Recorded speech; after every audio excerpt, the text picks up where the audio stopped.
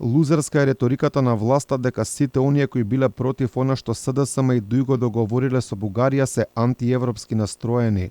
Владеачката гарнитура на тој начин порачува дека дури 80% од македонците кои се противат на францускиот предлог се против Европската унија. Според политичкиот аналитичар Александар Ристевски, тоа покажува дека власта прифатила нешто за кое не може да гарантира дека ќе го исполни, што можеме да го видиме и сега, а ваквите обиди се колку толку преку зборови да го спасат својот рейтинг кој е во слободен пат. Ова е лузерска реторика, можем да кажем, на луѓе кои очигледно деновите им се одброени, луѓе кои после 7 години владење како политичка структура се вкупно покажуваат знаци на слабост, знаци на кризирање и во недостаток на аргументи и во недостаток на средства како да се оправат тие замки во кои влегле самите, нормално оди со она реторика на сатанизирање на условно речено противникот, иако мислам дека не сваќа дека всушност со таков напад си прават себе си контраефект. Според Ристевски не постои ниту една партија, ниту граѓанин кој е против Европската унија. Вели граѓаните ги сакаат европските вредности, сакаат подостоен живот, повисоки плати, само се противат на европска интеграција под овие услови и бугарски диктат кој власта предводена од Димитар Ковачевски ги прифати.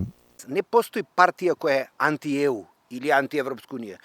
Имаше една партија од тие кои се парламентарни која е пример против НАТО, како што е Левица, но ни една партија, ни еден политички субјект, барем не тие кои се парламентарни, не е против интеграција на Македонија западноевропска. Македонецот сака стандарди за живот, сака стандарди и квалитети на живење, намалена бучава, загаденост, повисоки примања, почитување на работните часови, платен прекувремен труд, работнички права.